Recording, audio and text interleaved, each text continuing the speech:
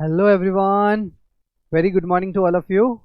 Guys, in last lecture we completed our discussion towards exemption notification under section 11 of the CGST Act and under section 6 of the IGST Act. Basically exemption notification का जो provision था उसमें जो हमने सबसे पहली बात की थी that is related to exemption notification कितने टाइप के होते हैं, इशू कौन करेगा, कैसे इशू करेगा एंड सो ऑन। तो एग्जम्पशन नोटिफिकेशन को बेसिकली हमने दो पार्ट में डिवाइड किया था। One is the general exemption notification, another one is the ad hoc exemption notification.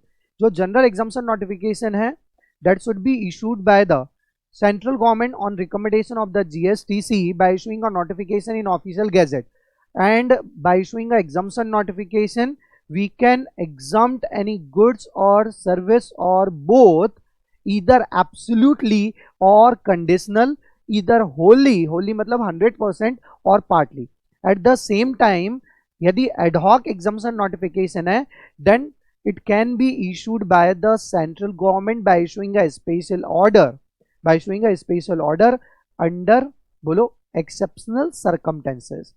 But चाहे 11(1) का एग्जम्पशन नोटिफिकेशन हो मतलब जनरल एग्जम्पशन नोटिफिकेशन हो या एडहॉक एग्जम्पशन नोटिफिकेशन हो, in both the cases there should be recommendation of the GSTC and it should be in the interest of public.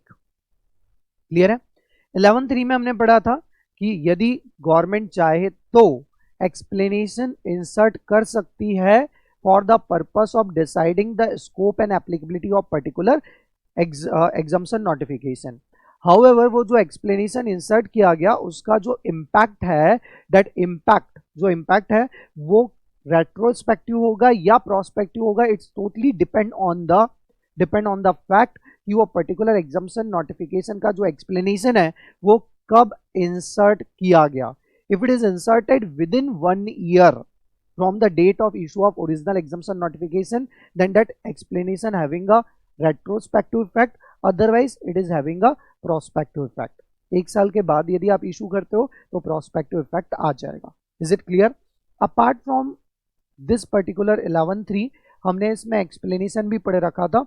explanation जो था वो बोल रहा था whenever any exemption notification is in the nature of absolute, यदि कोई भी exemption notification आपका एब्सोल्यूट नेचर का है, कैसा है बेटा, एब्सोल्यूट नेचर का है, तो उस पर्टिकुलर सिचुएशन में that exemption notification is mandatory. क्या हो जाएगा? मैंडेटरी हो जाएगा। Assessee need to adopt it without fail. However if exemption notifications are conditional तो फिर क्या होगा? Optional in nature. ऑप्ट करना है, नहीं करना है करो, नहीं करना मत करो, it depend on the discretion of the assessee, discretion of the tax payer. Clear है? इसके बाद हमने नया चैप्टर पढ़ना स्टार्ट किया था। That new chapter is nothing but the registration.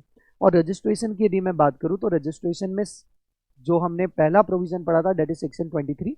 Registration वैसे तो 22 से 30 तक की बातें करता था, बट हमने जो सबसे पहला प्रोविजन पढ़ा था that is section 23। We simply said that a person not liable for registration, yeah, person not liable for registration, and what are the person who is not liable for registration? तो हमने इसमें सबसे पहले category देखी थी, person who is supplying only and only, that is exclusively either exempt supply or supply which are not leviable to tax, not leviable to GST। Clear है? Second इसमें हमने केस देखा था agriculturist. What do you mean by the agriculturist? Agriculturist is nothing but the any individual और HUF who is doing cultivation of land. इसके अलावा और कोई कंडीशन नहीं थी। कल्टीवेशन ऑफ लैंड या तो आप खुद कर रहे हो या फिर बाय यूजिंग अ लेबर या family member, as the case में be, it doesn't make any difference. Clear है? इसके बाद जो हमने नेक्स्ट पॉइंट यहाँ पे पढ़ रखा था that point is related to reverse charge. if your entire outward supply is covered under the reverse charge, then you need not to apply for registration। आपको रजिस्ट्रेशन की कोई भी आवश्यकता नहीं है। इसके बाद हमने सेक्शन 22 पढ़ना स्टार्ट किया था। 22 and 24 talking in respect of person liable to register under GST, जिसमें से out of that both provision हमने 22 कवर किया था। आज हम 22 से ही स्टार्ट करने वाले हैं, बट उसके पहले कुछ और बातें कर लें। 25 जो हमारा था, 25 का प्रोविजन क्या बोल रहा था? रजिस्ट्रेशन प्रोसीजर के बारे में बात कर रहा था। 26 talking in respect of deemed registration. What do mean by the deemed registration? कहने का मतलब है कि वैसे तो आपको स्टेट वाइज रजिस्ट्रेशन करवाना है, meaning thereby SGST act में आपको रजिस्ट्रेशन करवाना है, बट जैसे ही आप SGST एक्ट में अप्लाई करते हैं रजिस्ट्रेशन के लिए, ऑटोमेटिकली CGST और IGST में भी इक्वली एप्लीकेशन हो जाती है। आपका रजिस्ट्रेशन सर्टिफिकेट आ जाएगा तो इक्वली CGST IGST में भी आप रजिस्टर्ड हो जाते हो। यदि एप्लीकेशन रिजेक्ट हो गई तो इक्वली CGST IGST में भी रिजेक्ट हो जाएगी। मीनिंग देयर बाय ये है कि आपको सिर्फ SGST में ही रजिस्ट्रेशन करवाना है, by default deem to be registered under CGST और IGST मान लिया जाएगा। क्लियर है यहाँ तक, बात समझ में आई? इसके अलावा हमने देखा था 27 talking in respect of CTP and NRTP। उसके बाद 28, 29 and 30 related to the amendment, cancellation and revocation. Clear है? जब भी कोई भी पर्सन रजिस्ट्रेशन करवाता है, चाहे वो 22 में रजिस्ट्रेशन के लिए जा रहा हो या 24 में रजिस्ट्रेशन के लिए जा रहा हो, in both the scenario he need to file application in GST REG 01 within 30 days. और ये जो रजिस्ट्रेशन एप्लीकेशन फाइल कर रहे हैं हम, ये हमें कहाँ फाइल करनी पड़ेगी? GSTN। और रजिस्ट्रेशन कैसे होगा? स्टेट वाइज या union territory wise. As far as 26 is concerned, जो अभी हमने पढ़ा, deem to be registered under state CGST act as well as IGST act. Is it clear? इसके बाद जो हमने नेक्स्ट पॉइंट पढ़ा था कि आपका सर्टिफिकेट जो है वो GST REG 06 में आएगा, और इस सर्टिफिकेट में आपका GSTIN मतलब GST आइडेंटिफिकेशन नंबर दिया जाएगा। और वो जो GST आइडेंटिफिकेशन नंबर है वो कितने कैरेक्टर का होगा? Basically 15 character. पहले 2 कैरेक्टर आपके स्टेट कोड होते हैं, उसके बाद के जो 10 कैरेक्टर है वो पेन के हैं, उसके बाद जो 3 कैरेक्टर में से जो सबसे पहला कैरेक्टर है that is entity code, second one is nothing but the default character that is a Z, and last one is a check digit. Clear है यहाँ तक? बात समझ में आई आपको यहाँ तक? इसके बाद हमने पढ़ा था सेक्शन 22, और 22 में हमने क्या पढ़ रखा था? सर हमने 22 में बातें की थी, बोलिए क्या बातें की थी?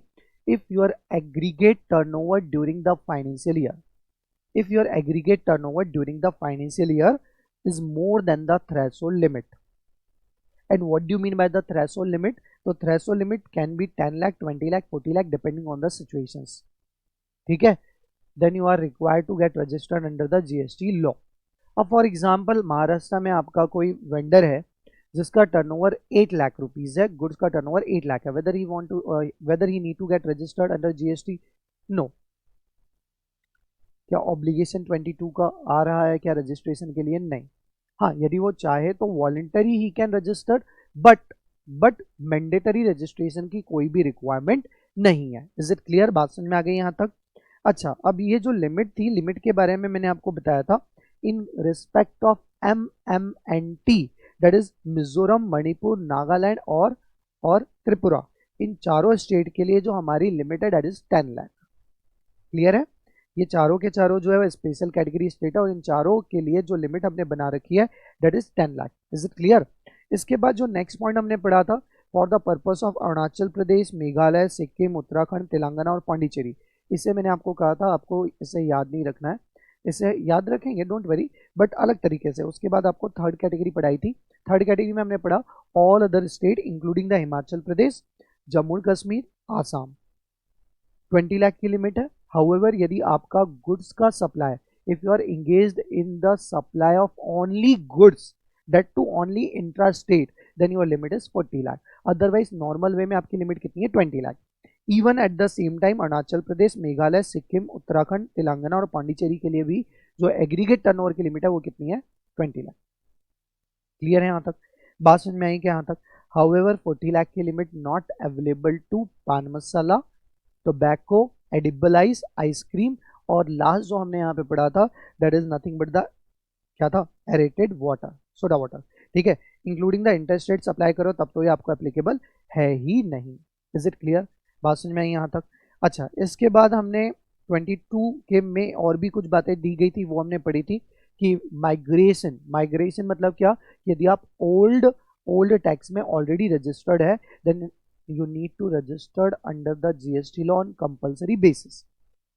अब होता क्या था बेसिकली, माइग्रेशन में तो मैंने सबको ट्रांसफर करवा लिया न्यू लॉ में, ठीक है, माइग्रेट करवा लिया। अब हुआ क्या कि वैट की लिमिट की यदि मैं बात करूं तो वैट में लिमिट होती थी 5 लाख अर्लियर लॉ में, ठीक है। सर्विस टैक्स में जो लिमिट हुआ करती थी वो थी 10 लाख। तो क्या मेरा टर्नओवर यदि 10 लाख से ज्यादा है बीइंग अ सर्विस प्रोवाइडर, तो क्या मैंने सर्विस टैक्स में रजिस्ट्रेशन करवा रखा होगा? Answer is yes. यदि मेरा टर्नओवर 5 लाख से ज्यादा है बीइंग अ ट्रेडर, तो क्या मैंने वैट में स्टेट वाइज रजिस्ट्रेशन करवा रखा होगा? हाँ जी सर। अब जीएसटी आया, आपने तो कहा कि कंपलसरी माइग्रेट होना है। कहने का मतलब क्या हुआ, यदि आप एग्जिस्टिंग सिस्टम में ऑलरेडी रजिस्टर्ड हो तो कंपलसरी आपको न्यू लॉ में रजिस्टर्ड होना ही पड़ेगा। तो मैंने माइग्रेशन करवा लिया, कंपलसरी रजिस्ट्रेशन करवा लिया, मगर जीएसटी की लिमिट कितनी थी? 20 लाख। जीएसटी की लिमिट आपने कितनी रखी है? Threshold limit 20 lakh. मेरा टर्नओवर नो डाउट 10 लाख से ज्यादा था, इसलिए मैंने सर्विस टैक्स में रजिस्ट्रेशन करवाया, बट मेरा टर्नओवर 20 लाख से कम था। मेरा टर्नओवर क्या था? 20 लाख से कम था। दैट इज द रीजन मैं बोल रहा हूं कि मुझे तो जीएसटी में लाइबिलिटी आई नहीं रही ना रजिस्ट्रेशन की। क्लियर है? बात समझ में आई आपको? That is the reason government ने इसको प्रॉपरली एड्रेस करने के लिए सब्सिक्वेंट प्रोविजन बना के रखे थे, जो हमारे सिलेबस का पार्ट नहीं है। That is at the end of the GST law. जब भी कोई भी नया लॉ लाया जाता है ना, स्मूथ स्विच ओवर के लिए कुछ एडिशनल प्रोविजन बनाए जाते हैं for the purpose of smooth switch over from old to new law. और वहां पर हमने लिख रखा था कि यदि कोई बंदे ने बिकॉज ऑफ सेक्शन 22B, मतलब किसकी बात करें, sorry 22(2), that is existing migration करवाया है और उसका टर्नओवर 20 लाख से कम है और वो अपने आप को डी रजिस्टर करवाना चाहता है, then he can apply for deregistration. उसे सिर्फ एक दैट इज ऑनलाइन एक फॉर्म फिलअप करना पड़ता था, जिससे उसका रजिस्ट्रेशन ऑटोमेटिक, जो प्रोविजनल रजिस्ट्रेशन अर्लियर डेज में दिया गया था, वो क्या हो जाता था? कैंसिल हो जाता था। Is it clear? बात समझ में आई क्या? यहाँ तक बात समझ में आ गई? अच्छा, थर्ड क्राइटेरिया बहुत इंपॉर्टेंट था। क्या? If registered person transfer its business as a going concern. यदि कोई रजिस्टर्ड पर्सन अपने बिजनेस को as a going concern transfer कर रहा है, then he need to get registered under the GST law on compulsory basis, on compulsory basis. At the same time last point जो था इसका वो क्या था कि in case of amalgamation demerger in person to the order of the court, registration required with effect from the date of issuance of INC 11 by the ROC, कि जब ROC आपका इनकॉर्पोरेशन सर्टिफिकेट इशू करेगी तब आपको क्या करवाना पड़ेगा? Registration करवाना पड़ेगा। Is it clear? यहां तक की बातें क्लियर है?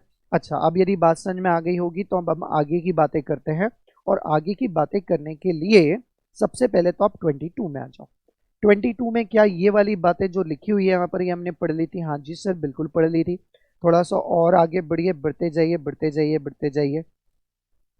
हाँ जी, एक्सप्लेनेशन एग्रीगेट टर्नओवर क्या लिखा हुआ है देखिए। एग्रीगेट टर्नओवर, क्योंकि हमने क्या कहा कि यदि आपका aggregate turnover more than threshold limit, that is 10 lakh 20 lakh 40 lakh as the case में बी से ज्यादा है, then you are required to get registered under the GST law. So we need to check, क्या चेक करना पड़ेगा कि what do mean by the aggregate turnover. अच्छा, एक बात ध्यान रहे सर, क्या ध्यान रखना पड़ेगा हमें? आपको ये ध्यान रखना पड़ेगा कि जब हम कंपोजिशन स्कीम पढ़ रहे थे तो जो एग्रीगेट टर्नओवर मुझे चेक करना था वो मेरे प्रीवियस ईयर का हुआ करता था, मतलब प्रीसीडिंग फाइनेंशियल ईयर का होता था। देखो, इनकम टैक्स जैसे यहां पर ऐसा कोई भी कंसेप्ट नहीं है प्रीवियस ईयर असेसमेंट ईयर, क्योंकि यहां पर मंथली आपका असेसमेंट होते रहता है। ठीक है, यहां पर प्रीवियस ईयर और असेसमेंट ईयर का एज सच कोई कंसेप्ट नहीं है, वो सिर्फ इनकम टैक्स में होता है। बट यहां पर जब कंपोजिशन स्कीम की हम बात करते हैं तो प्रीसीडिंग फाइनेंशियल ईयर का मैं आपका टर्नओवर क्या करता था? चेक करता था। क्लियर है? However, for the purpose of registration you need to check current year turnover. कहने का मतलब क्या, करेंट ईयर टर्नओवर कैसे चेक करेंगे सर? हम कोई मतलब क्या फ्यूचर हम देख पाते हैं क्या? नहीं, तो हम कैसे चेक करेंगे? अरे बात वैसी नहीं हो रही। बात कैसी हो रही? यू नो व्हाट, मतलब क्या, ड्यूरिंग द फाइनेंशियल ईयर यदि आपका टर्नओवर किसी भी मूवमेंट में एग्रीगेट टर्नओवर जो है वो थ्रेशोल्ड लिमिट को एक्सीड करता है, तो उसी मूवमेंट में आपकी रजिस्ट्रेशन की लायबिलिटी आ जाएगी। सपोज आपने नया नया बिजनेस ओपन किया, अब नया नया बिजनेस ओपन किया तो जीएसटी की रिक्वायरमेंट है क्या? सब्जेक्ट टू सेक्शन 24 नहीं है। यदि 24 आपको एप्लीकेबल नहीं हो रहा तो रजिस्ट्रेशन की कोई रिक्वायरमेंट नहीं। ठीक है, अब आपने बिजनेस ओपन किया सपोज 1920 में, 1920 में आपका टोटल टर्नओवर हुआ suppose 17 lakh, whether you need to get registered under GST law. यहाँ पे मैं आपको लिख देता हूँ न्यूली सेटअप। कैसा बिजनेस है? Newly setup. तो मुझे यहाँ पे रजिस्ट्रेशन की एज सच रिक्वायरमेंट 1920 में है ही नहीं। अब नेक्स्ट ईयर आया सर, नेक्स्ट ईयर कौन सा आएगा? बट ऑब्वियस है 2021, अब 2021 में भी हमने वर्कआउट करना स्टार्ट किया, करते गए, काम करते गए, और यहां कहीं पर दैट इज ऑन 14th नवंबर 2020 मेरा टर्नओवर 20 लाख को क्रॉस कर गया। तो मुझे बताओ, जैसे ही मेरा टर्नओवर 20 लाख को क्रॉस करेगा, क्या उसी मूवमेंट में मेरी रजिस्ट्रेशन की लाइबिलिटी आ जाएगी under section 22? Answer is yes. तो अब मुझे यहां से रजिस्ट्रेशन की लाइबिलिटी आ चुकी है और विद इन 30 डेज मुझे रजिस्ट्रेशन करवाना पड़ेगा। क्लियर है? तो जो टर्नओवर हम देखते हैं वो टर्नओवर प्रीसीडिंग फाइनेंशियल ईयर का है क्या? नहीं, वो during the financial year you need to check, point number 1। ठीक है। हाँ, ये बात और है कि जब कंपोजिशन स्कीम हम पढ़े रहे थे तो हम किसकी बात करते थे? प्रीसीडिंग फाइनेंशियल ईयर की। किसकी बात करता था मैं? प्रीसीडिंग फाइनेंशियल ईयर की। Is it clear? यहाँ तक बात समझ में आई क्या आपको? हाँ जी सर, यहाँ तक हमें समझ में आ गई। अब आगे बढ़िए। चलो, तो आगे देखो, आगे और क्या बोला जा रहा है। आगे देखो, क्या हमने माइग्रेशन, ये इसके लिए मैंने आपको क्या कहा था? This is nothing but the migration. इसको मैं प्यार से क्या बोलता था? Migration. Old scheme to new scheme में जितने भी रजिस्टर्ड पर्सन थे उन सबको हमने कंपलसरी क्या कर दिया? ट्रांसफर करवा दिया। तो ये हमने ऑलरेडी पढ़ लिया 22(2). इसके बाद 22(3) हमने पढ़ा था, जिसमें हमने कहा कि यदि कोई रजिस्टर्ड पर्सन अपने बिजनेस को ट्रांसफर कर रहा है इन whatever manner it may be. In whatever manner का मतलब क्या है? चाहे वो सेल कर रहा है या फिर सेल के और भी बहुत सारे मोड होते हैं। ठीक है। तो ट्रांसफर कर रहा है एज अ गोइंग कंसर्न, तो उस सिचुएशन में क्या होगा? उस सिचुएशन में यू नीड टू, मतलब transfer need to get registered under the GST on compulsory basis. Is it clear? बात समझ में आई क्या यहाँ तक? अब बात होती है 22(4) की। 22(4) क्या बोल रहा था? Not with standing anything contain under subsection 1 and 3। इसका मतलब ये है कि this particular provision that is 22(4) is going to be prevail over 22(1) as well as 22(3). Clear है? अब 22(1) के ऊपर क्यों प्रिवेल हो रहा है? मतलब रिस्पेक्टिव ऑफ द टर्नओवर। आपका टर्नओवर भले ही एक्सीड हो गया है, बट ऑल्सो थोड़ा होल्ड करो, हमारी बात जो हो रही है वो सुन लो। दूसरा क्या है कि आपने बोला कि जब भी ट्रांसफर होगा, रजिस्टर्ड पर्सन जब भी बिजनेस को ट्रांसफर करेगा, in whatever manner it may be, in whatever manner it may be, एक बार ध्यान से पढ़ो तो जरा देखो क्या बोल रहा था। Where a business carried on by taxable person registered under the GST law. इसलिए तो मैं आपको बार बार बोलता था कि रजिस्टर्ड पर्सन यदि ट्रांसफर कर रहा है, is transferred whether on account of succession और अदरवाइज, मतलब in whatever manner it may be, to another person as a going concern, then transferee need to get registered। Clear है? अब इसका impact देखो कि यदि आपने अमलगमेशन किया तो वो भी तो एक टाइप का ट्रांसफर ही है, डीमर्जर किया तो वो भी तो एक तरीके का ट्रांसफर ही है। तो जो नई company, resultant company that is transferee company है, उसे रजिस्ट्रेशन करवाना पड़ेगा ऑन कंपल्सरी बेसिस। क्लियर है ना? बात समझ में आ रही है? तो अब तो रजिस्ट्रेशन की रिक्वायरमेंट मूवमेंट, जिस मूवमेंट में आपने ट्रांसफर किया उसी मूवमेंट में आ गई, बट उस टाइम तक तो मेरा आईएनसी 11 आया ही नहीं है। और जब आईएनसी 11 ही नहीं आया तो मैं रजिस्ट्रेशन के लिए कैसे प्रोसीजर अप्लाई करूं? कहने का मतलब क्या है कि नई कंपनी का अस्तित्व ही तब आएगा जब आपका आईएनसी 11 आएगा। अभी तो उसके अस्तित्व के ऊपर ही क्वेश्चन मार्क लगा हुआ है, क्योंकि अभी तक आईएनसी 11 आया नहीं। जब आईएनसी 11 आएगा तब मैं जीएसटी के लिए अप्लाई कर पाऊंगा। यस। तो 22(4) ने सिंपली ये बोला कि whenever there is a amalgamation or demerger in the pursuant of the order of the court or tribunal, then you are required to get registered with effect from the date of issue of INC 11 by the ROC।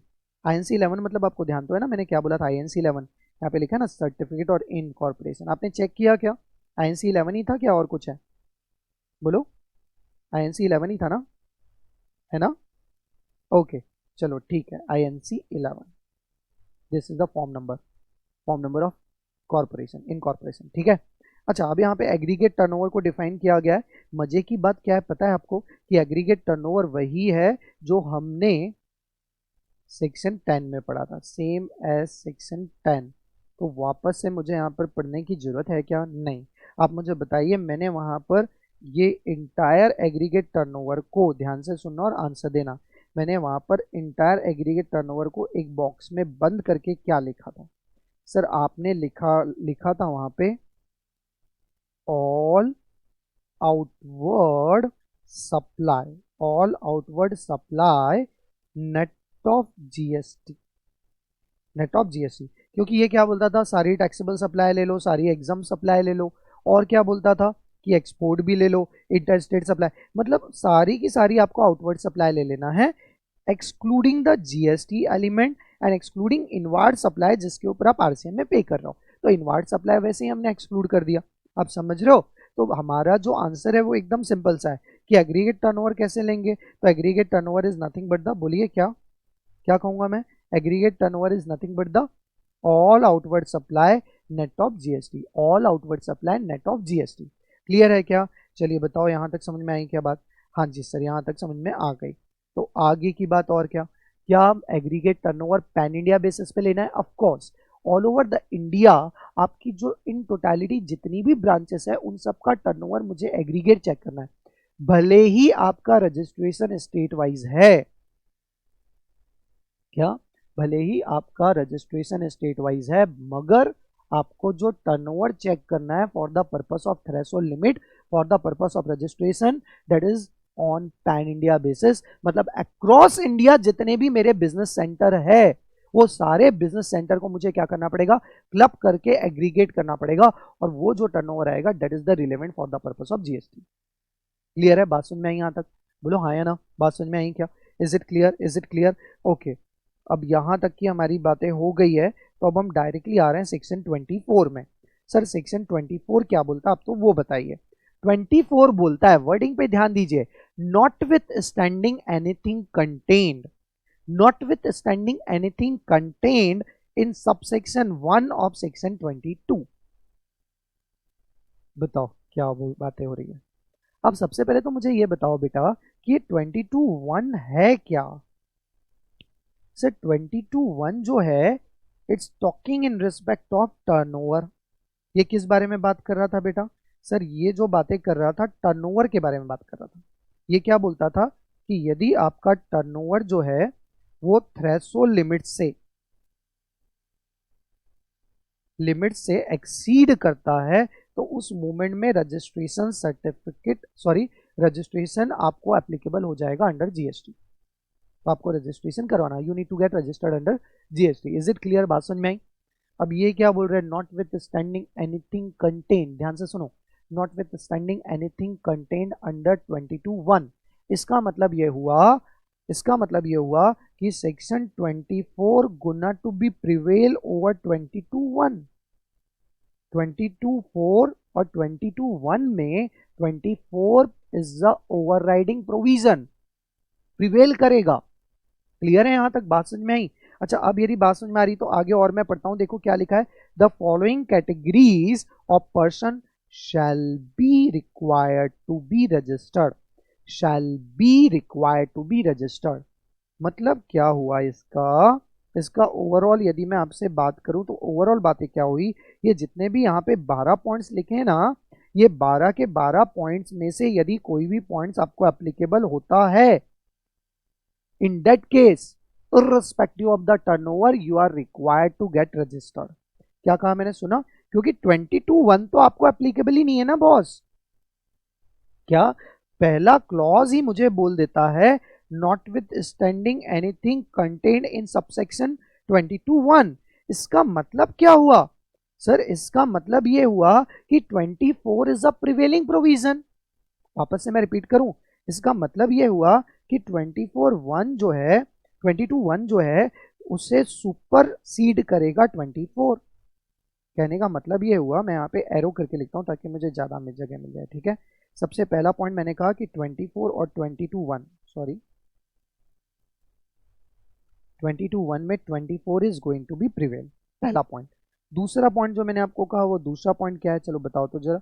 Sir दूसरा point हमने बोला, इसका interpretation ये निकलेगा कि whenever, इसका interpretation क्या निकलेगा, whenever there is a case of section 24, that is, बोलो क्या लिखूं, that is irrespective of, that is irrespective of turnover, irrespective of turnover, taxpayer need to, taxpayer need to register, under section 24 आपका turnover 10 lakh के ऊपर है या नहीं है, 20 लाख के ऊपर है या नहीं है, 40 लाख के ऊपर है या नहीं है, it doesn't make any difference, even for a single rupee you need to get registered यदि आपका केस 24 वाला है। समझ में आया, समझ में आया। एक बार पढ़ते हैं 24 की लिस्ट। यहां तक इंटरप्रिटेशन तो समझ में आया ना, बोलो हाँ नहीं कुछ तो बोलो, अरे बोलो, समझ में आया यहाँ तक। अच्छा अब यदि आपको समझ में आ गया तो चलो एक एक करके बात करते हैं। सबसे पहली बात जो यहाँ पे बोली गई, person making interstate supply of taxable goods और टैक्सेबल सर्विसेज। सिंपल है, क्या बोला, person making interstate supply of taxable goods और टैक्सेबल सर्विसेज। अब ये पर्टिकुलर पॉइंट में आप मुझे बताइए क्या बोल रहा है कि whenever there is a interstate supply you need to get registered on compulsory basis, ठीक है, even your turnover is less than the threshold limit, ठीक है। अब ये जब इन्होंने क्लॉज बनाया ना तो सब्सिक्वेंटली इस क्लॉज से रिलेटेड बहुत भारी प्रॉब्लम शुरू हो गई। मतलब हमने कहा सर मेरा टोटल टर्नओवर सिर्फ 12 लाख है, 40 लाख की गुड्स की लिमिट है, मेरा टर्नओवर सिर्फ 12 लाख है, बट जस्ट बिकॉज क्योंकि मैंने एक सिंगल इंटरस्टेट सप्लाई कर दी तो आपने कहा कि रजिस्ट्रेशन कंपलसरी है तो मुझे रजिस्ट्रेशन करवाना पड़ेगा, and because of that reason मैं इंटरस्टेट सप्लाई करना पसंद ही नहीं कर रहा। मतलब बिजनेस डीमोटिवेट हो रहा है, जो हम ऑब्जेक्टिव लेकर चले थे वन नेशन वन मार्केट वो कहीं ना कहीं डिफीट हो रहा था। That is the reason government ने इस क्लॉज को अमेंड किया और अमेंड करके यहाँ पर विथ इफेक्ट फ्रॉम 6 अक्टूबर 2017 जो लिमिट 20 लाख और 10 लाख की थी equally applicable in case of interstate supply. Even ये सेम लिमिट उन्होंने ना सीटीपी के केस में भी अप्लाई कर रखी। तो अब सीटीपी के लिए भी क्या होता है, कैजुअल टैक्सेबल पर्सन के लिए भी क्या हो जाता है कि if limit is more than 20 lakh then only you are required to get registered, otherwise no need to get registered. समझ में आया, समझ में आया। तो पहला केस हमारा जो है वो नो डाउट इंटरस्टेट का है, बट यहां पर जो लिमिट है सब्सिक्वेंट अमेंडमेंट के कारण जो लिमिट हुई, लिमिट जो थी 20 लाख की, दैट इज इक्वली एप्लीकेबल। ये लिमिट क्या हो जाएगी, एप्लीकेबल हो जाएगी। Exempt services provider whose annual aggregate turnover is less than 20 lakh और 10 lakh from obtaining registration even though they are interstate taxable supply. ठीक है, बस यहाँ पर एक ही बात याद रखना, ये जो अमेंडमेंट किया गया था ये अमेंडमेंट सिर्फ और सिर्फ सर्विसेज के लिए किया गया था, सप्लायर और सर्विसेज के लिए किया गया था, ना कि बाकी सबके लिए। क्लियर है, बात समझ में आ गई यहाँ तक। अच्छा अब यदि बात समझ में आ गई तो दूसरा देखो क्या बोल रहा है, any person receiving supply on which taxes payable by the recipient on the reverse charge. मतलब मैं यहाँ पर ऐसा लिख दूं आरसीएम, ये किसकी बात कर रहा है, आरसीएम की बात कर रहा है, ऐसा लिख दूं चलेगा, हाँ जी सर चलेगा। बट सर एक छोटा सा डाउट आ रहा है माइंड में, क्या डाउट आ रहा है सर, डाउट ये आ रहा है कि आपने थोड़ी देर पहले हमें 22 पढ़ाते समय सॉरी 23 पढ़ाते समय बताया कि यदि कोई पर्सन की जितनी भी आउटवर्ड सप्लाई है यदि वो आरसीएम में कवर्ड है, रिवर्स चार्ज में कवर है, then he need not to get registered. और अभी आपने कहा कि आरसीएम में यदि सप्लाई कवर्ड है, दोनों में डिफरेंस है बेटा, दोनों में क्या डिफरेंस है चलो समझते हैं। दोनों का डिफरेंस क्या है, देखो आपका एक सप्लायर ये है और दूसरा सप्लायर ये, दो सप्लायर हमारे, दोनों सप्लायर मैंने आपके सामने बना दिया। 23 क्या बोल रहा था कि यदि किसी सप्लायर की all outward supply covered under the RCM then no need to get registered under GST law. तो रजिस्ट्रेशन की लायबिलिटी नहीं आएगी, आपको रजिस्ट्रेशन नहीं करवाना। जबकि अभी जो हमने 24 पढ़ा वो क्या बोलता है कि यदि रेसिपिएंट को कोई ऐसी इनवॉइड सप्लाई मिली है जिसके ऊपर आरसीएम में टैक्स पे करना है, then supplier need to get registered under the GST law on compulsory basis, even though उसका टर्नओवर 20 लाख से कम है तो भी रजिस्ट्रेशन करवाना पड़ेगा। आप समझ रहे हैं बात को, क्या बात हुई बताओ तो जरा, क्या बोला गया कि एक में आउटवर्ड सप्लाई की बात हो रही है और 24 जो अभी हमने पढ़ा उसमें इनवार्ड सप्लाई, कि यदि कोई बंदा इनवार्ड सप्लाई, यदि आपकी जो इनवार्ड सप्लाई है वो आरसीएम में कवर्ड है और रिवर्स चार्ज में आपको टैक्सेस पे करना है, तो उस सिचुएशन में you need to pay GS, you need to get registered on compulsory basis respective of the turnover. दोनों मुद्दे समझ में आए? दोनों अलग अलग है? हाँ जी सर, अलग अलग है। दोनों एक ही है क्या? नहीं। Is it clear? बात समझ में आई? अब यदि आपको समझ में आ गया, यदि आपको अब समझ में आ गया, तो we need to further move to the next provision. अब नेक्स्ट प्रोविजन हमारा क्या है, चलिए देखिए, वापस से मैं आपको पढ़ा देता हूं जो अभी मैंने बोला आपको। पर्सन रिसीविंग सप्लाई, क्या बोल रहा है? Person receiving supply. रिसीविंग मतलब क्या? ये मेरे लिए कैसी सप्लाई रही होगी सर? ये हमारे लिए इनवार्ड सप्लाई रही होगी, जिसके ऊपर हम आरसीएम में टैक्स पे करते हैं, on which taxes payable by recipient और reverse charge need to get registered on compulsory basis. इसके बाद हमें क्या बोला? सीटीपी। सीटीपी के लिए भी कंपल्सरी है रजिस्ट्रेशन करवाना। हाउएवर यहाँ पर भी अगेन गवर्नमेंट ने अमेंडमेंट कर रखा है, ठीक है। इसके बाद आता है एनआरटीपी। एनआरटीपी मतलब non resident taxable person. Sir अब ये सीटीपी और एनआरटीपी क्या होता है? बहुत हमारा मतलब हम सुन सुन के थक गए, बट अभी तक आपने हमें बताया ही नहीं कि सीटीपी क्या होता है, एनआरटीपी क्या होता है। तो यदि मैं सीटीपी की बात करूं, कैजुअल टैक्सेबल पर्सन, नाम से ही समझ में आ रहा है, ऐसा टैक्सेबल पर्सन जो कि कैजुअली मतलब समझ रहे हैं, कैजुअल अप्रोच, वैसी कैजुअल टैक्सेबल पर्सन मतलब जो कभी कभी दूसरे स्टेट में बिजनेस करना चाह रहा है।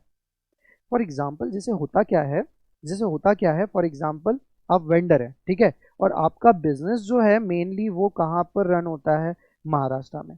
ऑलमोस्ट इंटायर बिजनेस आपका महाराष्ट्र में भी है, but because of certain reason आपको दूसरे स्टेट वालों ने अप्रोच, सिर्फ दूसरे स्टेट वालों ने अप्रोच किया, कहने का मतलब क्या है? लेट अस अज्यूम दैट आपको गुजरात ने अप्रोच की। अब आपको गुजरात में भी सप्लाई करनी है, और गुजरात में सप्लाई करनी है तो आपको गुजरात में भी रजिस्ट्रेशन करवाना पड़ेगा, क्योंकि जीएसटी में तो स्टेट वाइज रजिस्ट्रेशन होता है।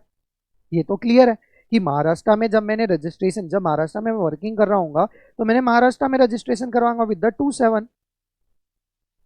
यस। अब गुजरात में यदि मैं बिजनेस करना चाह रहा हूं तो गुजरात स्टेट में भी मुझे रजिस्ट्रेशन करवाना पड़ेगा। बट मैं क्या बोल रहा हूं कि सर मैं गुजरात स्टेट में एक्चुअल में अपना बिजनेस सेटअप कर ही नहीं रहा, सिर्फ ये 2-3 सप्लाई के लिए ही मुझे गुजरात जाना है, मतलब बहुत ही टेम्पररी पीरियड के लिए मैं सप्लाई कर रहा हूं और उसके बाद कोई सप्लाई गुजरात में नहीं होगी। हमने कहा अच्छा ऐसा है क्या? तो डू वन थिंग, वहां पे आप as a casual taxable person registered हो जाओ। कैजुअल टैक्सेबल पर्सन का मतलब क्या होता है कि टेम्पररी बेसिस पे हमने आपको रजिस्ट्रेशन दे दिया ताकि कंप्लायंस भी सारे हो जाए और अननेसेसरी कंप्लायंस का बर्डन भी ना है। आप समझ रहे हो? देखो यदि बंदा अनरजिस्टर्ड होगा तब तो प्रॉब्लम है, तो उसे रजिस्ट्रेशन करवाना पड़ेगा। यदि वो नॉर्मल रजिस्टर्ड है तो कंप्लायंस का बहुत ज्यादा बर्डन आ जाएगा। यदि वो रजिस्ट्रेशन नहीं करवाता तो कंप्लायंस नहीं होंगे। तो हमने एक बीच का रास्ता निकाला कि टेम्पररी रजिस्ट्रेशन के लिए गो फॉर सीटीपी, कि यदि आपको कभी कभार पर्टिकुलर दूसरे स्टेट में बिजनेस करना है और वो जो आप बिजनेस करना चाह रहे हो वो बहुत ही टेम्पररी नेचर का है, या सिर्फ 1 या 2 ही सप्लाई आपको करनी है, then go for CTP, go for casual taxable person registration. ये टेम्पररी रजिस्ट्रेशन है, टेम्पररी पीरियड के लिए आपका कंप्लायंस मतलब गवर्नमेंट के पॉइंट ऑफ व्यू से सारे कंप्लायंस भी हो जाएंगे, आपके पॉइंट ऑफ व्यू से टेम्पररी है तो ज्यादा कंप्लायंस बर्डन भी आपको नहीं आएगा। जैसे आपका सप्लाई है वो कंप्लीट हो जाएगी तो डू वन थिंग, आप अपने रजिस्ट्रेशन को कैंसिल कर देना, सिंपल।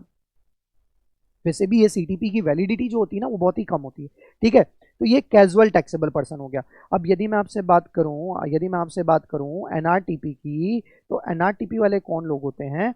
ये सपोज ये आपका इंडिया है, ये क्या है बेटा? ये आपका इंडिया है। इंडिया के बाहर से कोई बंदा बिजनेस करने आ रहा है इंडिया, उस बंदे ने गुड्स इंपोर्ट करवाए और गुड्स इंपोर्ट करके हमारा हुलुलुलु से, कहाँ से आ रहा है ये बंदा? हुलुलुलु से इंडिया में आ रहा है, हुलुलुलु से इंडिया में आ रहा है बिजनेस करने के लिए। इंपोर्टेड गुड्स लाया, इंपोर्टेड गुड्स के ऊपर नो डाउट उसने क्या पे किया होगा? सर बेसिक कस्टम ड्यूटी तो पे की होगी, ये बातें मैंने आपको पहले बताई इसलिए मैं आपके साथ कर सकता हूँ। बेसिक कस्टम ड्यूटी के साथ साथ उसने क्या पे किया होगा? आईजीएसटी, क्योंकि इंपोर्ट ऑफ गुड्स हो रहा है। इसका मतलब क्या हुआ कि इंटरस्टेट सप्लाई, और whenever there is a interstate supply IGST levy हो जाता है। अच्छा, यहाँ पर जो आईजीएसटी लेवी होगा वो आईजीएसटी एक्ट से गवर्न होगा या कस्टम लॉ से? Custom law, because it is a supply of, because it is the import of goods. Clear है? और हमने क्लियरली पढ़ा था, सेक्शन 5 बोल रहा था कि import of goods continue to be deal under the custom law and not under the IGST law. But IGST act लगेगा क्या? हाँ लगेगा, कस्टम एक्ट के अकॉर्डिंगली लगेगा। अच्छा, तो अब ये जो बंदा जो है हमारा, जो नॉन रेसिडेंट बंदा है, जो हुलुलुलु से बिजनेस करने आ रहा है इंडिया में, ऐसे बंदे को हम बोलते हैं you need to get registered under India, under GST sorry, as a NRTP. इस बंदे को हम क्या बोलेंगे? As a NRTP. अपने आप को जीएसटी लॉ में इनरोल करवाओ। He need to get registered as a NRTP in the capacity of NRTP। अब NRTP के लिए ना हमने बहुत सारे प्रोसीजर जो है वो बना के रखे हुए हैं, eight the same time simplified version भी करके रखा हुआ है, क्योंकि बंदा आ रहा है उसे तो तुरंत रजिस्ट्रेशन करवाना है, क्योंकि बिजनेस करना है और वे वापस चले जाएगा। यस, तो जो रजिस्ट्रेशन की प्रोसीजर है वो बहुत ही ज़्यादा ल्यूसिड है, बहुत ही ज़्यादा सिंपल है कि आपको फास्ट ट्रैक में रजिस्ट्रेशन अलाउ कर दिया जाएगा। At the same time it's equally very important to know that कि जो बंदा रजिस्ट्रेशन करवा रहा है ना, उसके पास पेन तो होगा नहीं। क्यों? क्योंकि वो इंडिया का तो है नहीं, पेन उसी को होगा जो इंडिया का बंदा होगा। मतलब क्या, उस बंदे ने, क्योंकि कभी no doubt non resident can also apply for PAN, but कभी कभार तो आ रहा है बंदा उसके पास पेन नहीं है। अब पेन नहीं है तो क्या करे? क्या रजिस्ट्रेशन होगा ही नहीं जीएसटी में? नहीं नहीं होगा। अब उसके लिए इसका जो पेन का सब्सटीट्यूट है, वो सब्सटीट्यूट क्या जानते हैं? That substitute is nothing but the foreign account number. वो फॉरेन अकाउंट नंबर देकर उसे क्या करवाना पड़ेगा? अपना रजिस्ट्रेशन करवाना पड़ेगा। क्लियर है? तो ये सीटीपी और एनआरटीपी को कंपलसरी रजिस्टर करवाना पड़ता है। चलो जी, हमने ये भी देख लिया। थोड़ा सा और आगे बढ़ते हैं, और क्या बोला जा रहा है 24 और क्या बोलता है? चलो देखो, सीटीपी एनआरटीपी के बाद क्या बोलता है? Person who makes taxable supply of goods और सर्विसेज और both on behalf of the some other person. मतलब ये किसकी बात करना चाह रहा है? सर ये तो एजेंट की बात कर रहा है। मतलब यदि कोई एजेंट है जो अपने प्रिंसिपल के बिहाफ में सप्लाई कर रहा है, then he need to get registered under compulsory basis, under section 24 on compulsory basis. Clear है? अच्छा, इसके आगे क्या बोला गया? चलो जी सुनते हैं और क्या बोल रहा है प्रोविजन। प्रोविजन बोलता है electronic commerce operator who are notified as liable for payment of GST under section 95। 95 ये सुना सुना लग रहा है, सुना सुना लग रहा है सर, सुना सुना लग रहा है। क्या पढ़ा था सर? 3 सर्विसेज यहाँ पर हमने नोटिफाइड करके रखी है, जिसमें सप्लायर और रिसिपेंट से टैक्सेस वसूल ना करते हुए हम ई कॉमर्स ऑपरेटर से टैक्सेस जीएसटी वसूल करते हैं, जिसके थ्रू ये सर्विस प्रोवाइड की। याद है ना? ओला, उबर, अर्बन क्लैप, ओयो, याद आ रहा है? अच्छा, अब यदि आपको याद आ गया होगा तो देखो क्या लिखा है, इलेक्ट्रॉनिक कॉमर्स ऑपरेटर। मतलब मैं ऐसा बोल दूं क्या, यहाँ पे लिखा है electronic commerce operator under section 95। Clear है? क्लियर है? आगे देखो, electronic commerce operator other than section 95 ECO, other than section 95 who provide their platform to various supplier to supply goods और सर्विस थ्रू them। मतलब अदर ई commerce operator भी आ जाएंगे registration के दायरे में। आगे क्या बोला गया? क्या इससे पहले कि मैं आगे बढ़ूं, इन दोनों को मिला के मैं ऐसा बोल दूं, all e commerce operator liable to get registered? बात खत्म करो ना। अरे आपने कहा 95 वालों को रजिस्ट्रेशन करवाना है, हमने कहा हाँ जी। आपने कहा 95 को छोड़ के जो बाकी बच गया उनको भी करवाना है। अरे तो भाई डायरेक्टली बोल देना, all e commerce operator is liable to register, खत्म कर। नहीं समझा? समझा क्या? All e commerce operator is liable to register under GST law. सारे के सारे ई कॉमर्स ऑपरेटर को रजिस्ट्रेशन करवाना ही पड़ेगा। अब जो नेक्स्ट प्रोविजन आ रहा है वो ऑलरेडी मैंने आपको, जब मैं आपको थ्रेशोल्ड लिमिट पढ़ा रहा था ना, तब वहां पे मैंने एक छोटा सा पॉइंट लिखा था, वहां पर मैंने आपको पढ़ाया था क्या? If any supplier supplying goods through e commerce operator then also he is liable to get registered on compulsory basis under section 24। क्या बोला गया? देखो, सप्लायर सप्लाइंग गुड्स, सप्लायर किसकी बात हो रही है? सप्लायर की। कौन से सप्लायर की? ऐसा supplier who is supplying goods through e commerce operator, through e commerce operator. इसमें मैंने आपको एग्जांपल क्या दिया था? इसमें मैंने आपको एग्जांपल दिया था फ्लिपकार्ट के थ्रू हम गुड्स सप्लाई कर रहे हैं, तो क्या हमें रजिस्ट्रेशन कंपलसरी हो जाएगा? यस।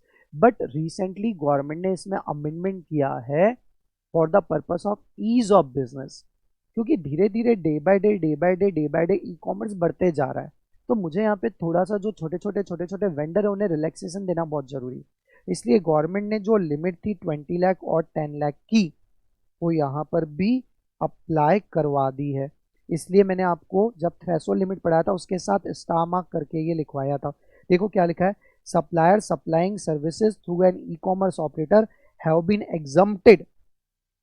एग्जम्प्टेड, क्या लिखा हुआ है, exempted from obtaining registration provided transaction has not been notified under section 95 and aggregate turnover computed on all India basis does not exceed 20 lakh in a financial year and 10 lakh in case of the specified state। मतलब ई commerce operator के लिए भी limit कितनी 20 और 10 की applicable हो जाएगी। But sorry not E commerce operator के लिए, ओनली फॉर दो supplier who is supplying goods through e commerce operator. Clear है? समझ में आया यहाँ तक? अब यदि समझ में आ गया तो नेक्स्ट पॉइंट देखो क्या लिखा है। नेक्स्ट पॉइंट बोलता है आईएसडी को कंपलसरी रजिस्ट्रेशन करवाना पड़ेगा। अब ये आईएसडी क्या है?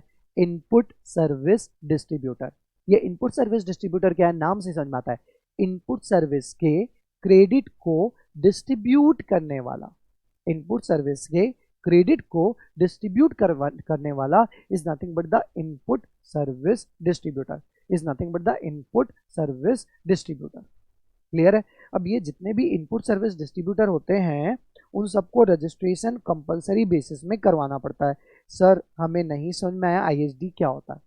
इसके बारे में मैं आपसे ज़्यादा चर्चा इसलिए नहीं कर रहा क्योंकि आपके सिलेबस का पार्ट नहीं है। सीएस एग्जीक्यूटिव वालों को आईएसडी का सेक्शन 20 सेपरेटली दिया गया है, वो हम पढ़ेंगे अलग से। क्लियर है? समझ में आया? समझ में आई बातें? ओके। अब थोड़ा सा और आगे बढ़ते हैं। आगे क्या लिखा है? Person who are required to deduct tax under section 51, मतलब ये टीडीएस की बात कर रहा है। This is also not in your syllabus, neither in syllabus of inter nor in syllabus of executive. आगे देखो क्या लिखा है, every person supplying online information database access और रिट्रीवल सर्विस, इसको हम प्यार से क्या बोलते हैं पता है? OIDAR। क्या बोलते हैं? OIDAR। कहने का मतलब क्या हुआ? Online information database access and retrieval service. यदि कोई पर्सन, क्या लिखा है, every person supplying online information database access and retrieval service from a place outside India to an unregistered person in India then he need to get compulsory registered. देखो government के पास ना बहुत पावर है, government को बहुत अच्छे से पता है कि इंडिया का जो मार्केट है वो बहुत बड़ा है। तो हमने कहा वो सारे के सारे सर्विस प्रोवाइडर जो कि आउटसाइड इंडिया से ऑनलाइन इंफॉर्मेशन डेटाबेस एक्सेस और रिट्रीवल सर्विस प्रोवाइड कर रहे हैं। अब ये ऑनलाइन डेटाबेस एक्सेस और रिट्रीवल सर्विस मतलब क्या हुआ? जैसे फॉर एग्जांपल आप गूगल एक्सेस करते हैं, फॉर एग्जांपल आप फेसबुक एक्सेस करते हैं, फॉर एग्जाम्पल आप मूवी नेटफ्लिक्स में मूवी एक्सेस करते हैं, फॉर एग्जाम्पल आप सॉफ्टवेयर एक्सेस करते हैं। This all are nothing but the online information database access and retrieval service. तो गवर्नमेंट ने कहा वो सारे के सारे सप्लायर जो कि आउटसाइड इंडिया से, इंडिया में क्या बोल रहा है, प्रोविजन को पढ़ो, OIDR क्या बोल रहा है, from outside India to unregistered person. Unregistered मतलब हमारे जैसे सारे students, all students are unregistered, all are using online information service. उसमें से बहुत सारी सर्विसेज तो ऐसी है जो आउटसाइड इंडिया से प्रोवाइड की जा रही है। तो हमने कहा यदि इंडिया में बिजनेस करना है ना बॉस, तो आपको इंडिया में जीएसटी लॉ में कंपलसरी रजिस्ट्रेशन करवाना पड़ेगा। यदि आप online information database access and retrieval service India में आउटसाइड इंडिया से प्रोवाइड करवाना चाहते हैं then you need to registered under the GST law under section 24 on compulsory basis. अब बिजनेस करना है या नहीं करना है वो आप डिसाइड करो, करना है तो रजिस्ट्रेशन करवाना पड़ेगा। समझ में आया क्या? अदरवाइज हमने तो वैसे ही मैगी बना देना है। मैगी समझ पा रहे हो मैं क्या बोल रहा हूँ? एक समय था जब मैगी को हमने आउट ऑफ द मार्केट कर दिया था, याद आया कुछ?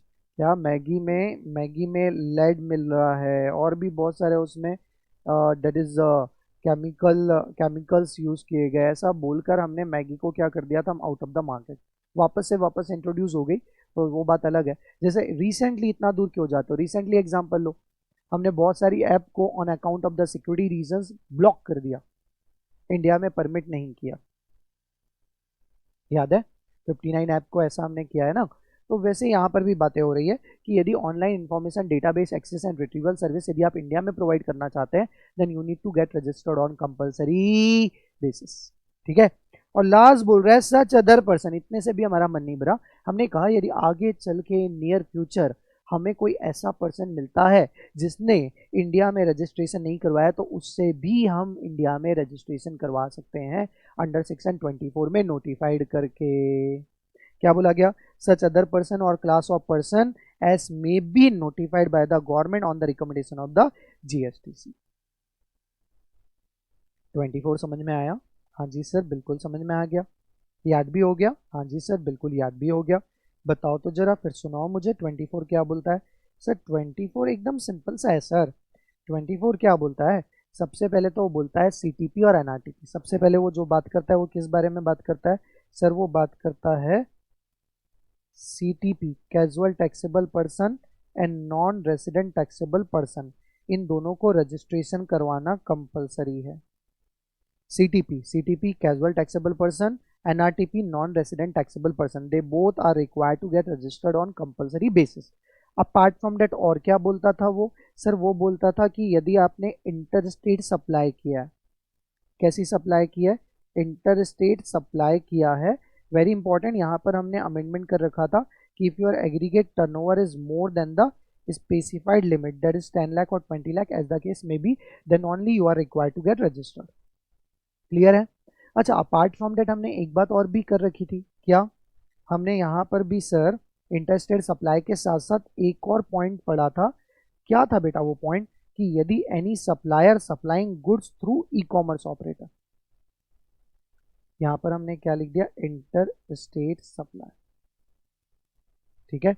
अब यहाँ पर एक पॉइंट जो हमने पढ़े रखा था that is E commerce operator, वो ऐसे supplier who is supplying goods through e commerce operator is also liable to get registered under the GST law, but only if aggregate turnover is exceeding 20 lakh or 10 lakh as the case may be। Clear है यहाँ तक?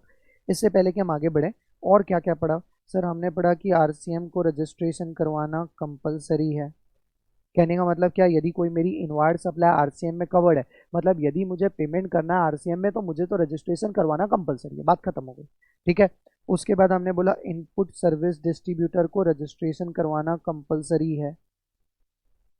उसके बाद हमने कहा कि TDS under section 51 वालों को रजिस्ट्रेशन करवाना कंपलसरी है। 51 था 52 था, आई थिंक 52 था, लिख दो 52 लिख दो, अंडर सेक्शन 52 चेक करिए, 51 सॉरी 51 ही है, TCS है 52 में, TCS जो है वो 52 में, क्लियर है। तो यहाँ पर मैं क्या कर दूँ आपके लिए 51, तो TDS वालों के लिए 51 में रजिस्ट्रेशन क्या हो जाएगा, कंपलसरी हो जाएगा।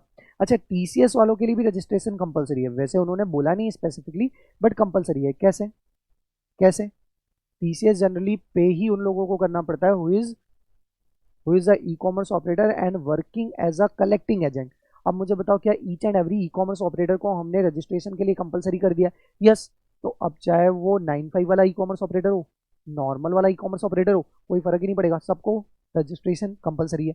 अच्छा, इसके अलावा हमने और क्या बोला था सर, हमने बोला था कि एजेंट के लिए भी, क्या बेटा, एजेंट के लिए भी e commerce operator as well as agent मतलब क्या, जो प्रिंसिपल के बिहाफ में सप्लाई कर रहा है, उसके लिए भी रजिस्ट्रेशन जो है वो कंपलसरी है, उसके लिए भी जो रजिस्ट्रेशन है वो क्या हो जाएगा, कंपलसरी। अच्छा, अपार्ट फ्रॉम डेट इसके अलावा और कुछ बोल रहा था?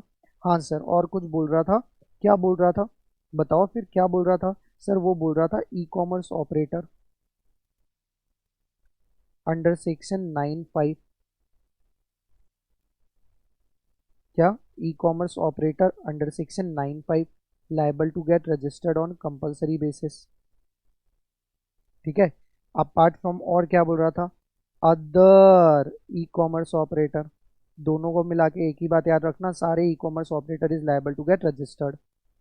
और क्या बोल रहा था सप्लायर, कैसे सप्लायर, ऐसे supplier who is supplying goods, who is supplying goods through e commerce operator, through e commerce operator. And last point जो यहाँ पे बोला गया था that is OIDAR, online information database access and retrieval service. ठीक है, यहाँ पर ATO की लिमिट एप्लीकेबल होती थी, हाँ जी, एग्रीगेट टर्नओवर आपको चेक करना पड़ेगा but only in respect of supplier. ठीक है, ध्यान रहे कि सिर्फ इंटर स्टेट सप्लाई वालों के लिए और supplier who supplying goods through the e commerce operator, सिर्फ उन लोगों के लिए हमने लिमिट जो है वो अप्लाई कर रखी है 20 लाख और 10 लाख की, बाकी किसी के लिए भी कोई लिमिट एप्लीकेशन नहीं है। क्लियर है यहाँ तक, कोई कंफ्यूजन नहीं है। आगे की मैं बात कर रहा हूँ, ध्यान से सुनिएगा आंसर। मैंने ऐसा क्यों लिखा, आपको ऐसा लग रहा होगा ना कुछ, आपने सर CTP NRTP को, पहले तो हम इसे याद करने का तरीका समझ लेते हैं। देखो 24 में क्या बोल रहा है, सबसे पहले तो CTP NRTP को तो कंपलसरी रजिस्ट्रेशन करवाना ही है विदाउट फेल, तो CTP NRTP compulsory need to get registered, point number 1। Point number 2, उसके बाद क्या बोला, interstate trade, ISD, RCM, TDS, agent. क्या, interstate trade, RCM, ISD, TDS, agent. ठीक है, इसके बाद अब जो है वो ऑनलाइन वाले में आ जाओ। ऑनलाइन में मैं आ जाओ मतलब क्या, OIDR, ई कॉमर्स ऑपरेटर अंडर सेक्शन 95, ई commerce operator other supplier supplying goods through e commerce operator. Sir ये एक और कौन बच गया, ये बच गया नोटिफाइड पर्सन, नोटिफाइड पर्सन। ठीक है, if any person notified by the central government under section 24 on the recommendation of the GSTC, then they are also liable to get compulsory registered under GST law. Is it clear? समझ में आया क्या बच्चा, समझ में आ रहा है क्या, यहाँ तक की बातें क्लियर है? क्या क्या बातें की, चलो बताओ तो जरा। सर सेक्शन 24 बहुत ही आसान है। 24 बोलता है notwithstanding anything contained under section 22(1). कहने का मतलब क्या है कि irrespective of turnover they all 12 person are liable to get registered. However after subsequent that is amendment, interstate supply और supplier supplying goods through e commerce operator, उनके लिए मुझे लिमिट एप्लीकेबल करनी पड़ेगी। क्लियर है, बात समझ में आई? अच्छा, अब और क्या बोला सर, और क्या बोला इसमें, बोला सर 12% कौन कौन से कलेक्ट, पहले देखो CTP NRTP, सबसे पहले आप CTP NRTP, समझ में आया? ये टोटल कितने परसेंट है, 12, 24 में टोटल कितने हैं, 12। ठीक है, CTP NRTP ये हो गया। इसके बाद interstate, RCM, ISD, TDS, agent. क्या क्या बोला, इंटरस्टेट, RCM, देखो पहले CTP, ये कौन है, CTP में interstate, RCM, TDS, agent and ISD, ये सब इंडिया वाले ही है। ठीक है, ये क्या है, NRTP में सब ऑनलाइन वाले, OIDR, ई commerce operator under section 95, supplier supplying goods through e commerce operator. और लास्ट, यदि कोई आगे नियर फ्यूचर में गवर्नमेंट को ऐसा लगता है कि इसे भी रजिस्ट्रेशन के दायरे में ले आना है, तो हम ले आएंगे रजिस्ट्रेशन के दायरे में। हम क्या करेंगे, रजिस्ट्रेशन के दायरे में उसे भी उठा के ले आएंगे। क्या बात मेरी समझ में आती है? अरे बोलो, आती है नहीं आती है? क्लियर है यहाँ तक, बात समझ में आई क्या, यहाँ तक बात समझ में आई? 12% कैसे याद रखना है वो समझ में आ गया आपको, सेक्शन 24 समझ में आया। अच्छा, अब मैं आपको बताता हूँ कि मैंने ऐसा क्यों लिखा है। यू नो व्हाट, CTP और NRTP के ऑल टुगेदर गवर्नमेंट ने सेपरेट प्रोविजन बना रखे हैं, तो मुझे यहाँ पर आपके साथ सेपरेटली बात करनी पड़ेगी CTP और NRTP की, जबकि अपार्ट फ्रॉम CTP और NRTP बाकी सबके प्रोविजन नॉर्मल है। सर नॉर्मल है प्रोविजन, कहने का मतलब क्या है, कहने का मतलब क्या है कि सबसे पहले तो आपको जो रजिस्ट्रेशन एप्लीकेशन करनी है, we will do one thing, ये जो चार्ट हमने बनाया है इसको हम थोड़ा सा यहाँ शिफ्ट कर लेते हैं।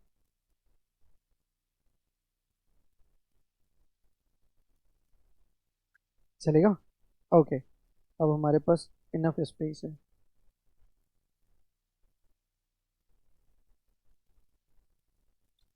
हाँ जी, देखो 23 तक तो रजिस्ट्रेशन करना ही नहीं है, इस यहाँ तक की बातें तो आप छोड़ ही दीजिए।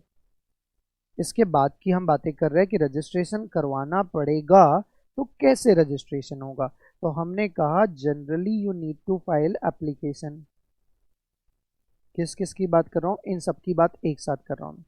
किसकी बात कर रहा हूँ, इन सब की बात कर रहा हूँ। किसकी बात हो रही है, ये समझ में आया? इन सब की बातें हम एक साथ कर रहे हैं।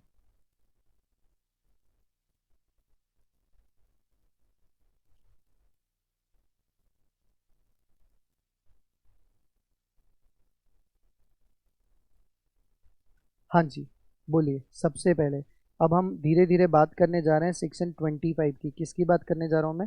सेक्शन 25। आप देखेंगे ध्यान से तो मैंने सीटीपी एनआरटीपी को छोड़ दिया है, सीटीपी एनआरटीपी को छोड़ दिया है। अब यदि मैं सेक्शन 25 की बात करूँ तो सेक्शन 25 सबसे पहले तो क्या बोलता है पता है तुम्हें? रजिस्ट्रेशन एप्लीकेशन फाइल करनी पड़ेगी। क्या? Registration application.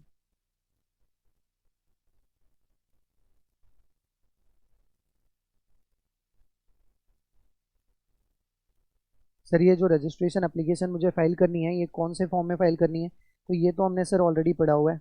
क्या? GST REG 01 में फाइल करनी है। क्लियर है? कहाँ फाइल करनी है सर, ये भी हमें पता है, GSTN में हमें फाइल करनी पड़ेगी। क्लियर है? कहाँ लिखा है ये लिखा है सेक्शन 25 में। कहाँ लिखा है? सेक्शन 25 में। कितने दिनों के अंदर? Within 30 days. ये भी कहाँ पे लिखा है? सेक्शन 25 में। कितने दिनों के अंदर? Within 30 days.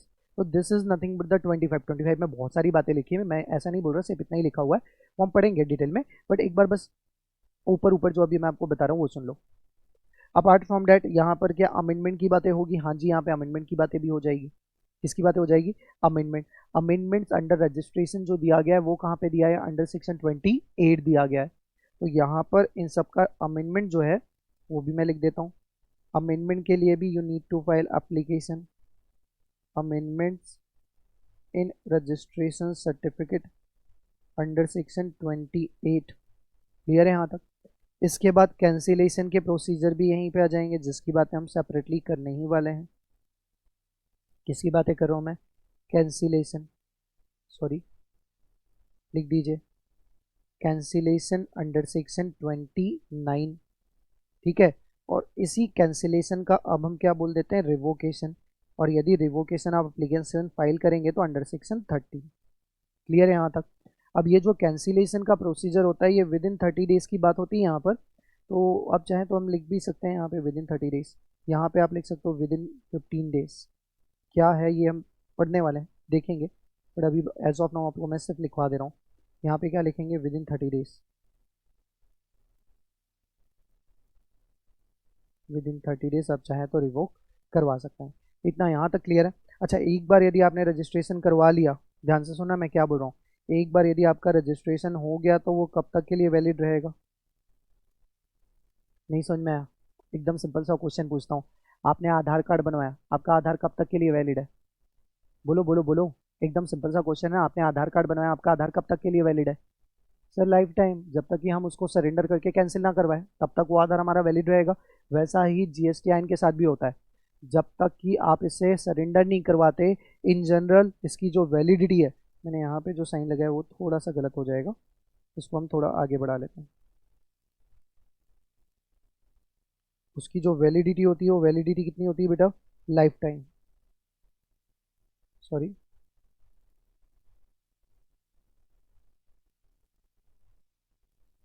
हाँ जी, ये लीजिए। ठीक है? अब इसकी जो वैलिडिटी है, वैलिडिटी की मैं बात कर रहा हूँ, तो मैं ऐसा बोल सकता हूँ क्या लाइफ टाइम वैलिडिटी रहेगी। रजिस्ट्रेशन एक बार आपने रजिस्टर्ड करवा लिया ना तो वैलिड फॉर लाइफ टाइम। इसमें कोई टाइम लिमिट है क्या? नहीं, except in case of CTP and NRTP। That is the reason मुझे क्या करना पड़ेगा, मुझे यहाँ से कवर करना पड़ेगा, और कवर करते करते करते करते करते करते यहाँ तक आना पड़ेगा। मतलब CTP और NRTP को छोड़ देना पड़ेगा।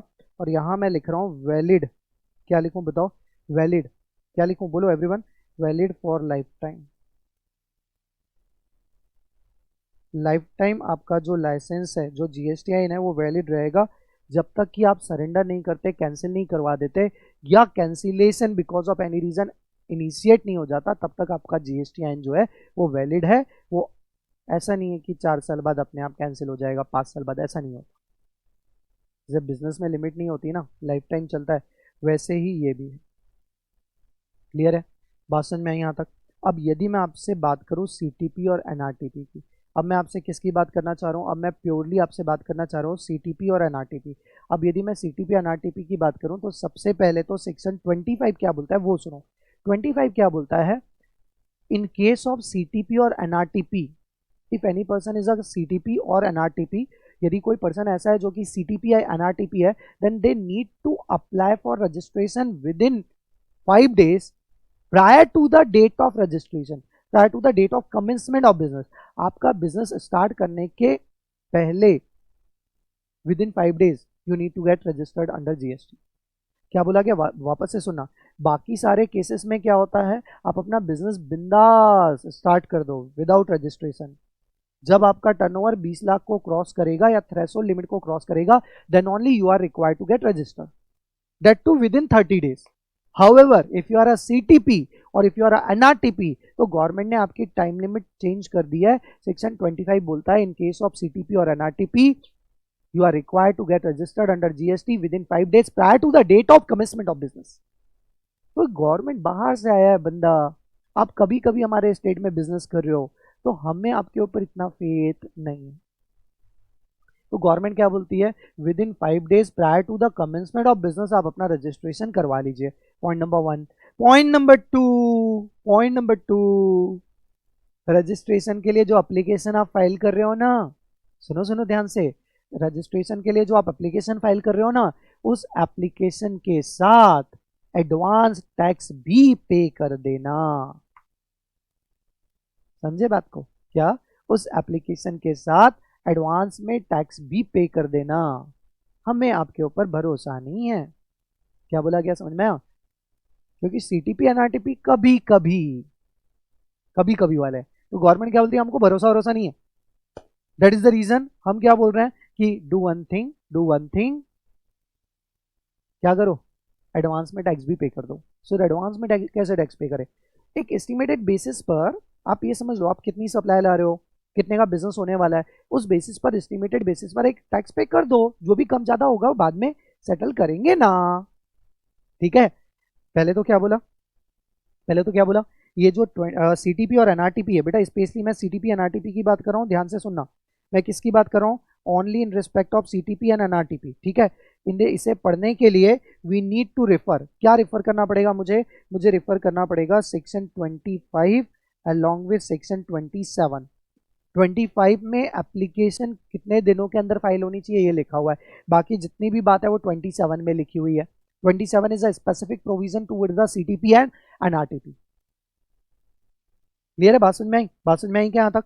अच्छा सर क्या बोल रहा है, ये प्रोविजन बोलता है you need to file registration application.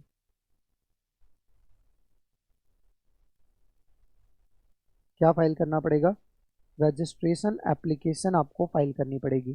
कितने दिन के अंदर, बाकी सबके लिए विद इन 30 days बोला था सेक्शन 25 ने, हम इसके लिए क्या बोलते हैं, विद इन 5 days। क्या लिखूं, विद इन 5 days। एमसीक्यू में बहुत इंपॉर्टेंट चैप्टर है ये, क्योंकि ये छोटी बातें आ जाती है एग्जाम में। विद इन 5 days, 5 days कहाँ से, प्रायर टू, क्या बोला मैंने, prior to date of commencement of business, prior to date of, लिखिए, date of commencement of business. Clear है यहाँ तक, बात समझ में आई क्या यहाँ तक? क्लियर है यहाँ तक, बात समझ में आई? अच्छा मैंने इसके साथ आपको कुछ और बात भी बताई जो बाकी सबसे अनयूजुअल थी। क्या बात बताई, कमेंसमेंट ऑफ बिजनेस तो है, बट इसके साथ साथ आपको और मैंने क्या बोला, अलॉन्ग विथ, बोलो, along with the pre deposit of taxes. Estimated basis पे आपको टैक्सेस भी पे करना है क्या, यस। तो लिखो अलॉन्ग विथ, जो एप्लीकेशन फाइल करोगे उसके साथ साथ यू नीड टू पे along with deposit of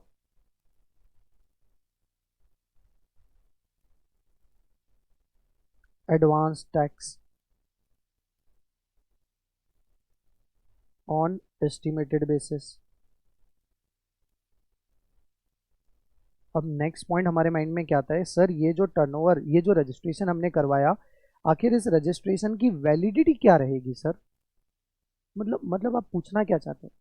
sir बाकी जीएसटी रजिस्ट्रेशन तो आपने बताया कि वो लाइफ टाइम वैलिड होते हैं, क्या सीटीपी और एनआरटीपी के रजिस्ट्रेशन भी लाइफ टाइम वैलिड होंगे? ना ना ना ना ना, हमने इसे टेम्पररी बेसिस पे करवाया ना, और टेम्पररी बेसिस पे करवाया तो लाइफ टाइम कैसे हो सकता है? तो इसकी जो मैक्सिमम वैलिडिटी है as per section 27 that is maximum 90 days और time specified whichever is earlier. क्या? लिखो लिखो लिखो बेटा लिखो, बहुत इंपॉर्टेंट पार्ट चल रहा है। ये जो रजिस्ट्रेशन हमने करवाया है किसका? सीटीपी और एनआरटीपी का। क्या? ये जो हमने रजिस्ट्रेशन करवाया, sorry,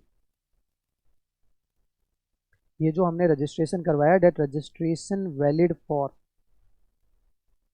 that registration is valid for, बताओ क्या? 90 डेज और टाइम स्पेसिफाइड, और टाइम नोटिफाइड या स्पेसिफाइड जो भी लिखना है लिख लो, whichever is earlier, time specified whichever is earlier. ठीक है सर, क्या सपोज मैंने सीटीपी का रजिस्ट्रेशन ले लिया, मुझे लगा था कि मेरी जो सप्लाई है, जो मैंने सप्लाई सोच के रखी थी वो 90 डेज में आसानी से कंप्लीट हो जाएगी। उन्होंने मुझसे पूछा कितने दिन में कंप्लीट होगी, मैंने बोला 80 डेज। उन्होंने बोला चलो ठीक है 90 डेज में देता हूँ, but due to certain unavoidable reasons, for example कोविड-19, वो 90 डेज में कंप्लीट नहीं हो पा रही। अब मैं क्या करूं? मेरा तो 90 डेज में एक्सपायर हो जाएगा रजिस्ट्रेशन। तो गवर्नमेंट ने क्या एक्सटेंशन का कोई ऑप्शन दिया है? Answer is yes, you can even extend your 90 days also for further 90 days, further 90 days, उससे ज्यादा एक्सटेंड नहीं हो पाएगा। फर्दर 90 डेज के लिए आप एक्सटेंड कर सकते हो, subject to deposit of advance tax. Again advance tax आपको पे करना पड़ेगा क्या? हाँ जी हाँ। समझ रहे हो बात को क्या चल रहा है? समझ रहे हैं बात को क्या चल रहा है? क्या कि यहां पर मैं ब्रैकेट में आपको लिख के देता हूं, क्या लिख के दूंगा? हाउएवर, क्या लिखेंगे? हाउएवर, लिखिए बेटा लिखिए। However specified time limit can be extended for further 90 days subject to advance tax deposit. लिख दो however specified time limit,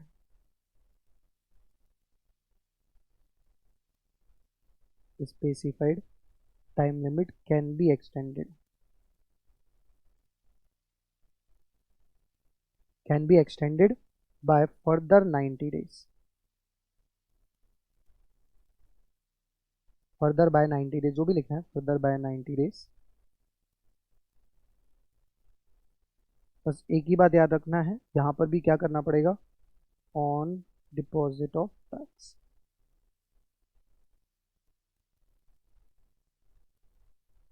clear है? अब जाके मोटा मोटा जो हमारा टोटल चार्ट था वो चार्ट अब मैंने आपको पूरा का पूरा कंप्लीट करवा दिया है। जितनी बातें थी 22, 23, 24 इन टोटलिटी हमारे कंप्लीट हो चुके हैं। हाँ 25, 27 की भी बहुत कुछ बातें मैंने कर ली, जो छोटी मोटी बातें बच गई वो करनी है। सबसे पहले मैं आपको 29 और 30 कंप्लीट करवा दूँ, उसके बाद वापस से मैं 25 से आपको स्टार्ट करवाऊँगा। इससे पहले 25, 29, 30 करें, पहले हम ये बातें करते हैं जो 25, 27 में हमने पढ़ी वो कहाँ लिखी है। देखिए 25 में आ गए आप, सर पेज नंबर कौन सा है ये बता दीजिए। 143, पेज नंबर 143 में आ जाओ। देखो कितना आसान है, आपको लगे अरे ये सब तो हमको पहले से पता है। ठीक है, देखो क्या लिखा है, every person who is liable for registration has to apply within 30 days, within 30 days from the date on which he becomes liable for registration. Liable for registration, he becomes liable for registration either under section 22 or under section 24 as the case may be. It doesn't make any difference, चाहे 22 हो या 24 हो, कहीं पे भी आप liability आपकी आती है तो you need to apply within 30 days. ठीक है, आगे क्या लिखा हुआ है, every person who makes supply from a territorial water of India, point to be noted, supply from the territorial water of India. Territorial water of India का मतलब क्या है, चलो बताओ तो जरा। सर इसका सिंपल सा मतलब है either from 12 nautical miles oblique 200 nautical miles.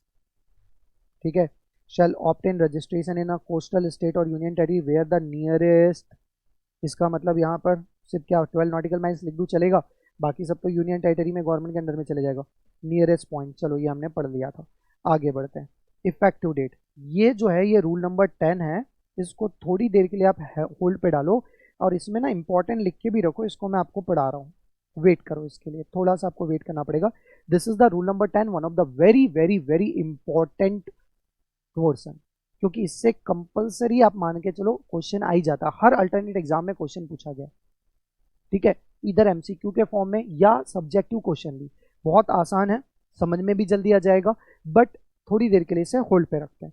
आगे हमने क्या बोला, हमें रजिस्ट्रेशन कैसे करवाना है, स्टेट वाइज करवाना है। हाँ जी सर, यहाँ पर ऐसा कोई कंसेप्ट नहीं कि सेंट्रलाइज एक बार रजिस्ट्रेशन करवा लिया तो ऑल ओवर इंडिया वही रजिस्ट्रेशन कंपलसरी करेगा। There is no concept of centralise registration, there is no concept of centralise registration, ये बात अपने माइंड में बैठा लो। स्टेट वाइज रजिस्ट्रेशन करना है, हाँ जी। क्या एक ही स्टेट में यदि मल्टीपल ब्रांचेस है तो क्या मल्टीपल रजिस्ट्रेशन करना है, डिपेंड करता है। हमने पढ़ा है, कहाँ पढ़ा है, जहां पर हम बातें कर रहे थे schedule 1 entry number 2, supply of goods और सर्विस और both between a related party और between two deemed distinct person. ये प्रोविजन वही है बेटा, सेक्शन 25, एनीबडी कोई बता पाया तो 25(3)/25(4) पढ़े क्या, पढ़े मैंने ऊपर से लेके नीचे तक पढ़ेंगे तब आपको समझ में आएगा। हाँ जी, ये तो 25(3) और 25(4) ही है।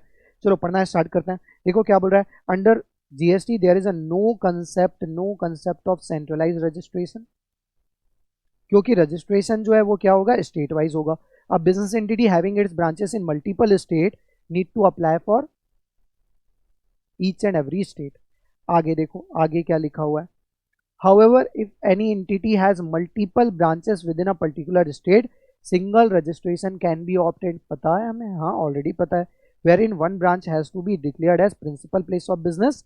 हमने इसमें एग्जाम्पल जो लिया था ना, वो एग्जाम्पल यदि आपको याद हो तो वीपीए का लिया था, और वीपीए में हमने कहा था कि हमने धर्मपेट ब्रांच को as a principal place of business बता दिया, और बाकी जितने भी हमारी ब्रांचेस है उन सबको हमने क्या किया, एडिशनल प्लेस ऑफ बिजनेस बताया, declared as a additional place of business. Single registration, sorry, हाँ जी, देखो क्या लिखा हुआ है, single registration can be obtained where declared as principal place of business, one branch principal place and other branches can be declared as a, और इसका example जो हमने देखा था वो वीपीए था। अच्छा, वीपीए के साथ जो दूसरा एग्जाम्पल मैंने दिया था वो क्या था, पनीनो, याद आया। तो पनीनो के लिए हमने क्या पढ़ा था, 25(3) एंड 25(4), कि यदि आपका केस पनीनो वाला है, मतलब within the same state multiple branches और हर एक ब्रांच का हमने सेपरेट रजिस्ट्रेशन करवाया with the single PAN, with the same PAN, तो all branches are considered as a deemed distinct person. Clear है, बात समझ में आई। एक्चुअल में तो डिस्टिंक्ट पर्सन है क्या, नहीं, क्योंकि दोनों ब्रांचेस मेरी है, इसीलिए तो मैं बोल रहा हूं मान लो that is deemed distinct person. Clear है, बात समझ में आई। तो यहाँ पे क्या लिखा है, where a person has obtained और required to obtain registration in any state in respect of an establishment, in respect of an establishment, क्या बोल रहा है, in respect of an establishment and such person has another establishment in any other state and such establishment shall be treated as two distinct person. ये already हमने देखा हुआ है। यहाँ पे मैं लिखता हूं आपके लिए, refer schedule 1 entry number 2, entry number 2। Clear है, समझ में आया। अच्छा, नीचे हमने ऐसा भी पढ़ा था कि एक ही स्टेट में मल्टीपल, देखो नीचे क्या बोल रहा है, क्या generally only single registration is required in one state, however option to obtain separate registration for each place of business. और यदि आपने यह ऑप्शन एक्सरसाइज कर लिया, आपकी जितनी ब्रांचेस है पनीनो, और आपने हर एक के लिए सेपरेट रजिस्ट्रेशन लिया, तो उस केस में हर एक ब्रांच को मैं क्या मान लूंगा, डीम्ड डिस्टिंक्ट पर्सन। क्या मान लूंगा, डीम्ड डिस्टिंक्ट पर्सन। क्लियर है यहाँ तक, बात सुन में आई यहाँ तक।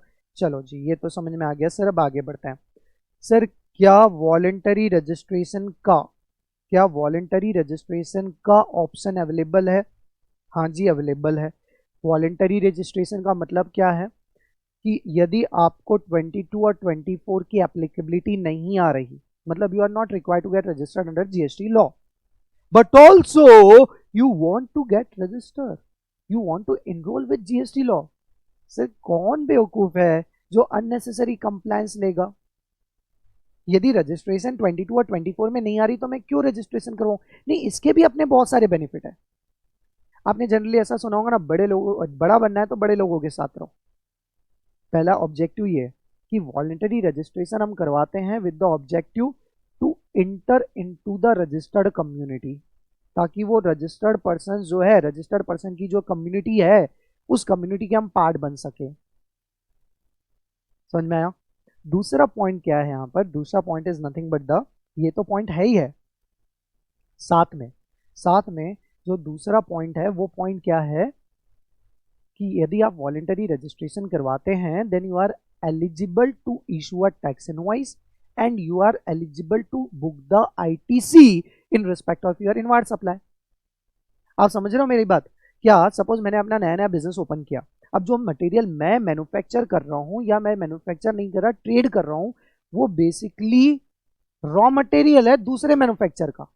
तो वो मैन्युफैक्चर मुझसे जब भी खरीदते हैं गुड्स तो वो मुझसे टैक्स इनवॉइस डिमांड करते हैं। और क्योंकि मैंने कंपोजिट स्कीम ऑप्ट कर रखी है, सॉरी नॉट कंपोजिट स्कीम, क्योंकि मैं अनरजिस्टर्ड हूं तो मैं उन्हें टैक्स इनवॉइस नहीं दे पाता। दैट इज द रीजन वो बोलते हैं सर हम आपसे नहीं परचेस कर सकते। क्यों? क्योंकि आप टैक्स इनवॉइस इशू नहीं करोगे तो हमें आईटीसी नहीं मिलेगा। तो मैंने बोला यार ऐसे में तो हमारा बिजनेस खत्म हो रहा है, तो डू वन थिंग, रजिस्ट्रेशन करवा लो वॉलंटरी बेसिस पे। हो जाएगा? हाँ हो जाएगा, कोई दिक्कत नहीं। दैट इज द रीजन कि लोग क्या करवाते हैं, वॉलंटरी रजिस्ट्रेशन करवाते हैं। तो वॉलंटरी रजिस्ट्रेशन के लिए सेक्शन 25 क्या बोलता है? 25 बोलता है a person who is not compulsory required to obtain registration, not compulsory required, compulsory required to get registered under 22 and 24 get himself registered voluntarily, and all the provision of GST law shall apply to such person as if he is a registered taxable person। समझ में आ गया क्या? समझ में आ गया? बाकी बातें वही लिखी हुई जो मैंने आपको समझाया। ठीक है, समझ में आया क्या? क्या समझाया मैंने आपको? मैंने आपको समझाया कि हम रजिस्ट्रेशन वॉलंटरी क्यों लेते हैं? Because we want to enter into the, बोलो कौन सी कम्युनिटी? कौन सी कम्युनिटी बोलते क्या? Because we want to enter into the registered community, because we want to issue a tax invoice, because we want to take the credit of our inward supply and so on. This all are nothing but the benefit in respect of registration। ठीक है, इसलिए हम even though 22 24 की applicability नहीं है तो भी मैं वॉलंटरी रजिस्ट्रेशन ले लेता हूँ। ठीक है, अच्छा इसके बाद ये क्या दिया है? Unique identification number. This is very important. ये क्यों दिया जा रहा है? अब जो ये नीचे प्रोविजन है ना, ये वाला प्रोविजन प्लस इसके नीचे एक और SEZ से रिलेटेड प्रोविजन आएगा। This both provisions is related to export के पर्पस वाले हैं। ठीक है, देखो गवर्नमेंट दैट इज, हमें रेवेन्यू तो कलेक्ट करनी ही करनी है, साथ में हमें इंटरनेशनल रिलेशन भी मेंटेन करने हैं। तो गवर्नमेंट ने कुछ इंटरनेशनल बॉडीज के लिए कुछ अलग से सेपरेट सेट ऑफ प्रोविजंस बना के रखे होते हैं, जिसमें बोला जाता है कि यदि वो लोग इंडिया में कोई इनवार्ड सप्लाई लेते हैं और उसके ऊपर उन्होंने GST पे कर रखा है तो हम उसका क्रेडिट तो देंगे ही देंगे उन्हें, इवन तो उनकी आउटवर्ड सप्लाई नहीं है या है तो भी नॉमिनल है, और वो क्रेडिट का हम उनको रिफंड भी अलाउ करेंगे। अब ये सारा प्रोसीजर परफॉर्म करने के लिए, प्रोसेस करने के लिए व्हाट वी रिक्वायर्ड कि अरे कम से कम उनको GST लॉ के अंदर तो पहले ले आओ। तो हम उनको क्या बोलते हैं? आप रजिस्ट्रेशन करवाओ। तो अब रजिस्ट्रेशन करवाएंगे तो हम उनको जो नंबर देंगे उसको GSTIN ना बोलते हुए मैं क्या बोलूंगा? UIN, unique identity number. ठीक है, ये कंसेप्ट बेसिकली हम सिर्फ थ्योरेटिकली पढ़ रहे हैं, इसका जब आप CA फाइनल में आएंगे तो प्रैक्टिकली हम इसका देखेंगे कि बेसिकली ये रन कैसे होता है। आपके पास सेपरेट चैप्टर आएगा, रिफंड आएगा, एक्सपोर्ट आएगा, उसमें ये सारी बातें फिर हम करते हैं। बहुत मजा आता है ये पढ़ने में। ठीक है, देखो क्या लिखा है? Specialized agencies of UNO। UNO मतलब united nation organization, foreign embassy etc. are allowed refund of taxes paid by them on the procurement of notified supply of goods or service or both. For this purpose, such person are required to obtain UIN from the GST common portal. What is GST common portal? Sir हमें पता है, हमें पता है sir, GST common portal का मतलब होता है GSTN। क्या होता है बेटा बताओ? GSTN। GST कॉमन पोर्टल का मतलब क्या होता है? GSTN। यहाँ पे लिख देते हैं GSTN, ठीक है, UN granted is a centralized UN, इनका जो UN एक ही UN is more than enough for the purpose of covering all branches of that particular body, ठीक है। आगे क्या लिखा है, द प्रॉपर ऑफिसर में upon submission of an application in prescribed manner, क्या बोला गया, इन द प्रिस्क्राइब्ड फॉर्म और after receiving a recommendation from the ministry of external affairs, मैंने कहा ना कुछ इंटरनेशनल हमको रिलेशंस भी बनाने पड़ते हैं, दैट इज द रीजन यहाँ पे कौन सी मिनिस्ट्री बोली गई, ministry of external affairs, government of India assign a UN to the said person and issue registration certificate within 3 working days. Clear है, बात समझ में आ गई यहाँ तक। अच्छा, अब इसके आगे और क्या बोला जा रहा है सर, और बोला जा रहा है suo motu of registration by the proper officer, ये क्या है, ये भी थोड़ी देर के लिए मैं होल्ड पे रख रहा हूँ, इसकी बातें हम करेंगे, ठीक है। आगे जो नेक्स्ट पॉइंट जो मैं आपसे बात कर रहा हूँ, रजिस्ट्रेशन ऑफ एसईजेड डेवलपर और एसईजेड यूनिट, ये भी अगेन रिलेटेड टू एक्सपोर्ट है, इसलिए इसे गवर्नमेंट ने अलग से सेपरेटली एड्रेस किया है। एसईजेड इज अ जियोग्राफिकल, जैसे फॉर एग्जांपल मैं आपको हमेशा बोलता हूँ मिहान, एसईजेड का यदि एग्जांपल मैं आपको देना चाहूँ तो क्या देता हूँ मैं आपको एग्जांपल, मिहान। Bound zone where the economic law, India में वैसे एसईजेड का कंसेप्ट बहुत ही डमी है सर, डमी मतलब क्या बोलना है, बोलना क्या चाहते हो आप, डायरेक्टली बोलो, डमी है मतलब क्या, यदि चाइना को आप देखेंगे तो उन्होंने एक बहुत बड़े एरिया को एसईजेड में कन्वर्ट किया है, almost equivalent to particular state. हमने क्या किया, स्टेट की सिटी के छोटे से कोने को डेवलप किया और उसे भी बहुत दिनों तक वैसे ही पड़े रहने दिया, ऑपरेट ही नहीं कर रहे। अरे भाई आप पहले तो बहुत बड़ा एरिया डेवलप करो, वहां पे सारी फैसिलिटीज दो, तो चाइना वाले जो गुड्स बना रहे हैं ना उससे ज़्यादा अच्छी क्वालिटी के गुड्स कम रेट में इंडिया वाले बना के देंगे, बट फैसिलिटी, आप समझ रहे हैं ना बात को। तो यहाँ पे वही लिखा हुआ है कि SED to export, generally SEZ जो होता है जनरली एक्सपोर्ट पर्पज के लिए बनाया जाता है, and import are more liberal as compare to other parts of country. SEZ is consider to be a place outside India for all tax purpose. Basically SEZ के साथ क्या होता है, इसमें मैं आपको एक बात बता दूं, एसईजेड इज फिजिकली, जो यहाँ पे बोला जा रहा है उसके लिए एक फेज होता है, एसईजेड एक्ट बनाया गया था गवर्नमेंट ने, एसईजेड एक्ट, और उसमें लिखा SEZ physically in India but treated as a piece of foreign land. क्या बोला, सुना आपने, क्या कहा कि एसईजेड इज फिजिकली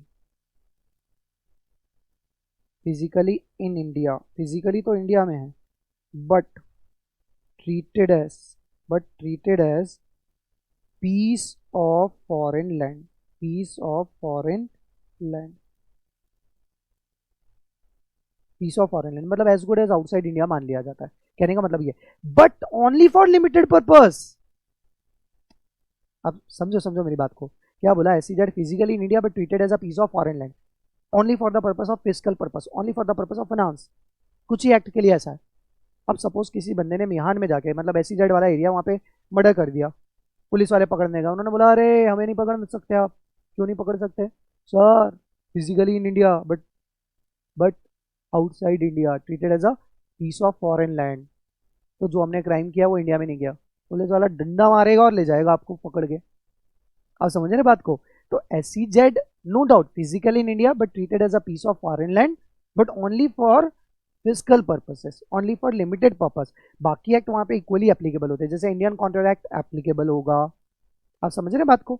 ओके, तो यहाँ पे बस वही छोटी सी बात लिखी हुई है कि यदि आप एसईजेड में ऑपरेट कर रहे हो, एसईजेड डेवलपर, डेवलपर नहीं है, डेवलपर कर लो इसको, SEZ developer, SEZ unit are required to make a separate application for registration, separate application for registration as a business vertical of the distinct from their other units located in SEZ, ठीक है, that's it।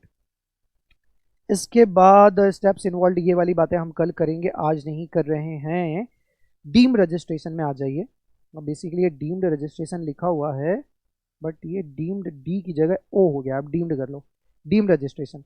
अब ये deemed registration क्या है, registration under GST is not tax specific, a single registration needs to be obtained for all the taxes। Sir ये all the taxes से हमारा मतलब क्या है बेटा, ये all the taxes से हमारा मतलब जो है that is CGST, SGST, IGST, every act की यहाँ पे बात हो रही है, समझ में आया क्या, किसकी बात कर रहा है, all the taxes से मेरा मतलब है CGST, SGST as well as IGST,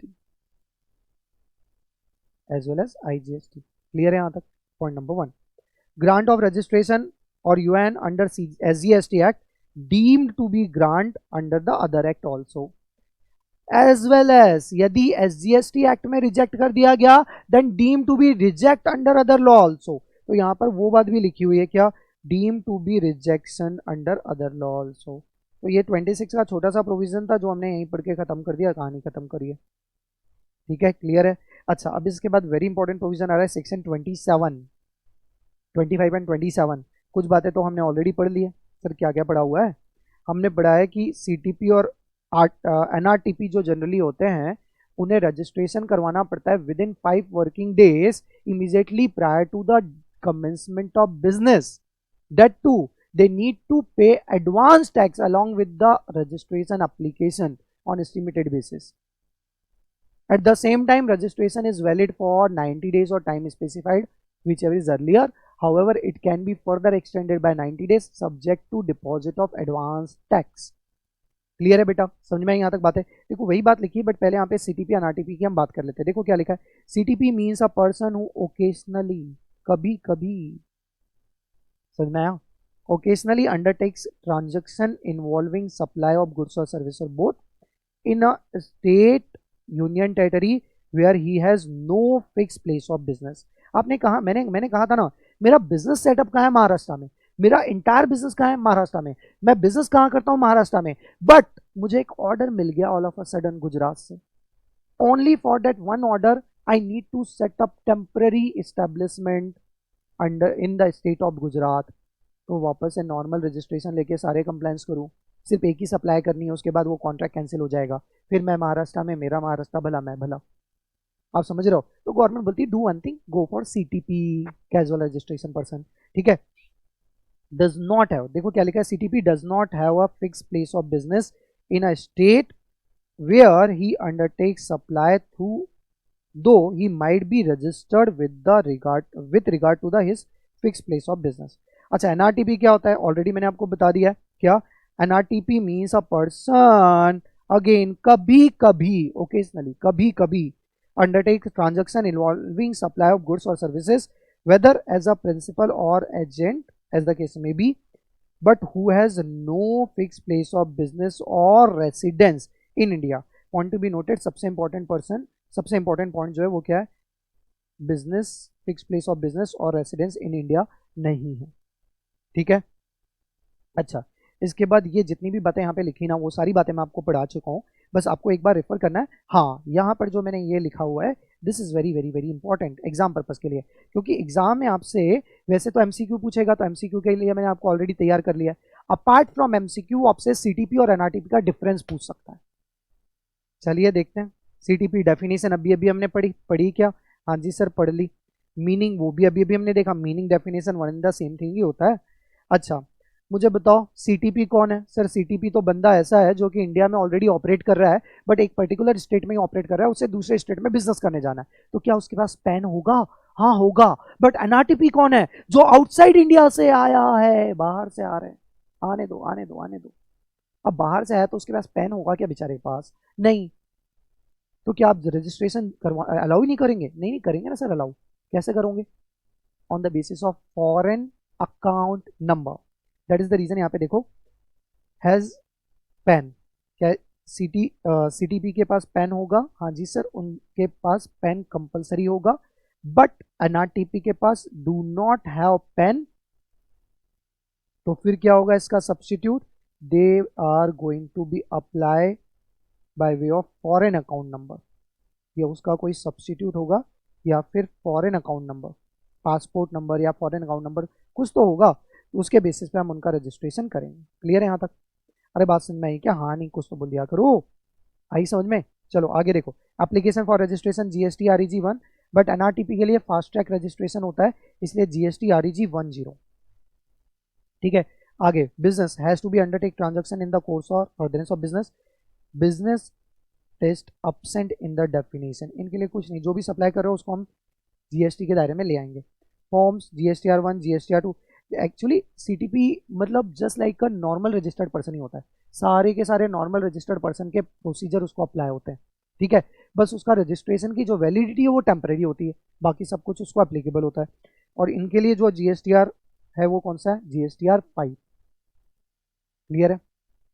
आगे क्या, ITC, हाँ yes they can ITC claim, however NRTP को भी ITC मिलेगा but only in respect of IGST paid on the imported goods. यदि इंडिया में उन्होंने कोई गुड्स परचेस किया है तो उसका कोई ITC मिलने वाला नहीं। हम गुड्स लेके आए थे आउटसाइड इंडिया से इंडिया में बेचने के लिए, आउटसाइड इंडिया से गुड्स लेके आए थे इंडिया में बेचने के लिए। अब ध्यान से सुनना मैं क्या बोल रहा हूँ।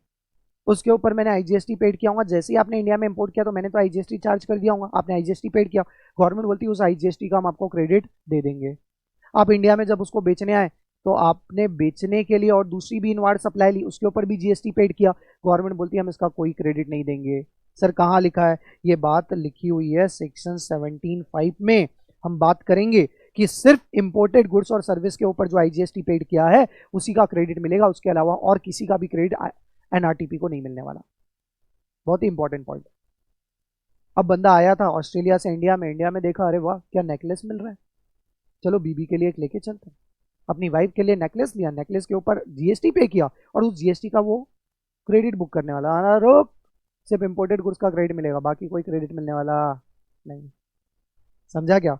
तो 17(5) क्या बोलता है, ओनली इंपोर्टेड गुड्स के ऊपर का जो टैक्स पेड किया है, IGST पेड किया है, उसी का क्रेडिट मिलेगा और कोई भी क्रेडिट आपको मिलने वाला नहीं है, नहीं है, नहीं।